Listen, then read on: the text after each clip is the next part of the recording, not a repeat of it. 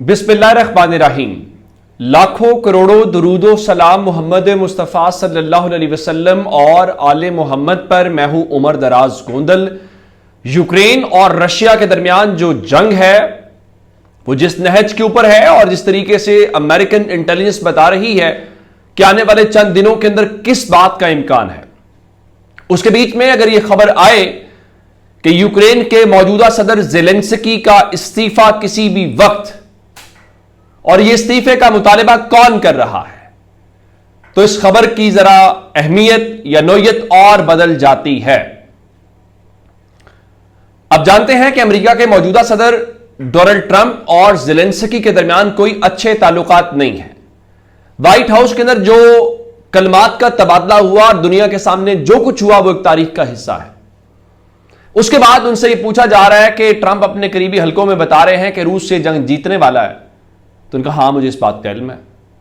फिर G7 की summit हो रही है अगले हफ्ते में ही, और वहां पे कहा जा रहा है कि साइड लाइन्स के अंदर ट्रंप और ज़ेलेंस्की की मुलाकात का इम्कान है।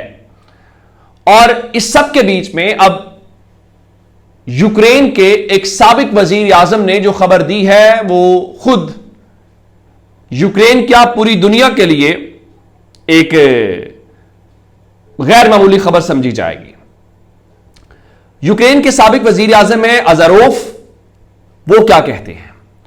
उनके मुताबिक अमेरिका की जानिब से ग्रीन सिग्नल आ गया है और उनके मुताबिक सिग्नल एक ही है कि ज़ेलेंस्की को इक़्तिदार से अलग किया जाए। अब इसमें एक बात आपने देखनी है कि अमेरिका यूक्रेन का इत्तेहादी है। Biden administration 20,000 anti drone missile देने वाली थी। ज़ेलेंस्की खुद बचा चुके हैं कि ट्रंप ने उनको मशरिक़ वुस्ता में भिजवा दिया। अच्छा, अब ये जो अज़ारोफ कह रहे हैं वो क्या कह रहे हैं? उनके मुताबिक यूरोपीय यूनियन की सपोर्ट और हिमायत के बावजूद ज़ेलेंस्की इस्तीफा देंगे और यूक्रेन छोड़कर चले जाएंगे। अच्छा, अगर ऐसा है तो फिर क्या बता रहे हैं और यह दावा कहां से आया है, यह कौन इस हवाले से आ रहा है? मेरे सामने ये जो खबर है, अगर आपको यह नजर भी आ रही हो तो मैं जरा, और ये स्टेट टीवी है जिसको हम रशियन टीवी कहते हैं या RT के हवाले से है। उनके मुताबिक जो यूक्रेन की वर्खोवना राडा, जिसको वो सिंपली आप यूं कह लीजिए कि सुप्रीम काउंसिल है यूक्रेन की, जो उसके हेड हैं रसलन स्टेफनचुक, उनके मुतालिक बताया गया है कि रसलन स्टेफनचुक जो हैं वो उसके नए सदर के तौर के ऊपर, या उनके मुताबिक वो प्रेसिडेंट के तौर के ऊपर आएंगे और एक नया पॉलिटिकल लैंडस्केप यूक्रेन के अंदर बनाया जाएगा। अब ये एक गैर मामूली खबर है। अगर उसमें अब देखना पड़ेगा कि जो सुप्रीम काउंसिल ऑफ यूक्रेन है, क्या ये वो वाकईतन ये प्रोसेस होने वाला है या ये रशिया का सिर्फ एक दावा है? और एक और बात कि ये अमेरिका अगर ग्रीन सिग्नल दे रहा है, अमेरिका चाह रहा है, तो यूरोप और नेटो इसको किस तरह से परसीव करेंगे? यानी उनके मुताबिक तो फिर यही बात होगी कि इस वक्त अमेरिका जो है वो ज़ेलेंस्की को कह रहा है कि आप सरेंडर कीजिए, आप रूस के सामने हथियार डालिए। और एक तरीका यह है कि आपके हथियार डालें क्या कि आप इस इक्वेशन में से और इस मंजरनामे में से निकल जाएं और बाकी दुनिया को डील करने दें। और जब अमेरिका की मर्जी के मुताबिक चीजें हो जाएंगी तो फिर अमेरिका डिफरेंटली बात करेगा रशिया से और वो डिफरेंटली बिहेव करेगा यूक्रेन के साथ। चलें, ये तो हो गई एक बात। दूसरी एक और कि जो रशिया की डिफेंस मिनिस्ट्री है, उन्होंने क्लेम किया है कि डेनी प्रोपेटोव जो उनका इलाका है यूक्रेन का, उनके मुताबिक वहां पे उनकी फौज पहुंच गई है और उनके मुताबिक वहां पे उन्होंने अपनी फोर्सेस को डिप्लॉय कर दिया है कि वहां पे रशिया की जो मौजूदगी के हवाले से।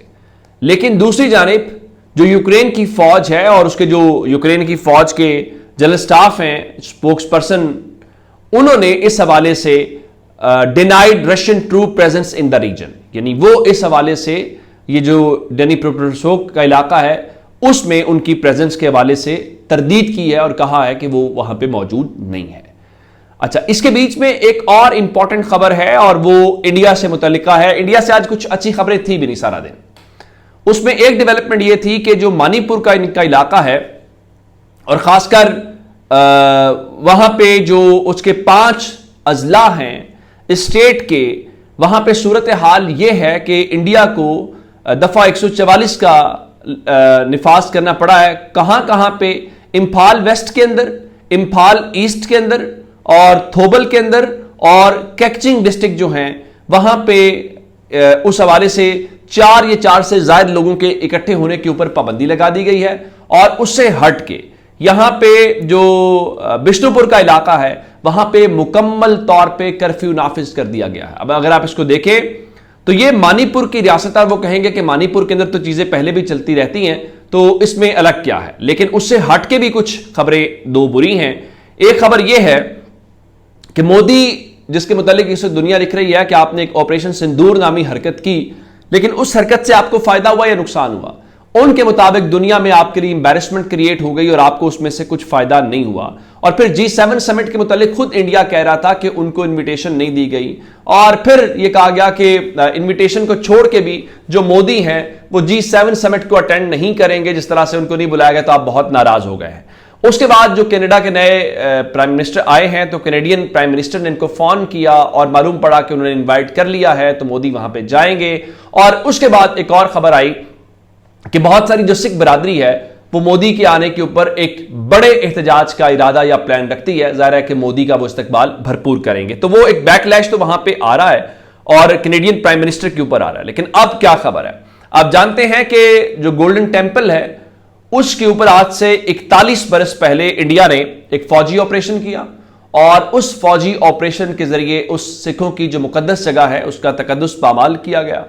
और इस हवाले से सूरत हाल यह है कि वहां पर अमृतसर के अंदर, यानी पंजाब के अंदर, मैं कनाडा की बात नहीं कर रहा, मैं बरतानिया की बात नहीं कर रहा जहां पे, या किसी और खित्ते में जहां सिखों की बहुत बड़ी तादाद मौजूद हो और वो ये कह रहे हो अमृतसर के हवाले से, बल्कि अमृतसर जो इंडिया का अपना इलाका है वहां पे जो ANI इनकी न्यूज एजेंसी है उसने वीडियो लगाई है। उसने खबर लिखी है कि people raise slogans of Khalistan जिंदाबाद एज उनकी तंजीम है सैड, उसका जो मेन फैक्शन है वो लिखा कि लीडर सिमरनजीत सिंह मान reaches the golden temple on the 41st anniversary of operation blue star and also death anniversary of Jarnail Singh Bhindranwale was killed during the, जिनकी इस ऑपरेशन के दौरान जान ली गई थी। अब ये जो भिंडरावाला है उनको छोड़ के, या जो सिमरनजीत सिंह पहुंचे हैं उनको छोड़ के, वहां पे खालिस्तान जिंदाबाद के इंडिया के अंदर नारे लगे हैं। तो अब फिर इन्होंने पूरी इस जंग के दौरान तमाशा लगाने की कोशिश की कि खुदा न खास्ता पाकिस्तान जो है वो गोल्डन टेंपल के ऊपर कोई मिसाइल, पाकिस्तान बार बार एक बात कह रहा था कि देखो भाई, हम सोच भी नहीं सकते, हम सिखों को लेके बड़े जज्बात रखते हैं और ये पाकिस्तान उनके लिए एक मुकद्दस मकाम है और हम तो हमेशा उनके साथ खड़े हुए हैं। लेकिन अब जब अमृतसर के अंदर खड़े होके वो ये नारे लगा रहे हैं खालिस्तान जिंदाबाद के, तो मेरा ख्याल है कि मोदी को घर से बाहर भी रगड़ा लग रहा है और घर के अंदर तो तगड़ा रगड़ा लग रहा है और आपको महसूस हो रहा होगा कि आपके साथ बहुत बुरी हो रही है। अपना बहुत सारा ख्याल रखिएगा। खुदा हाफिज।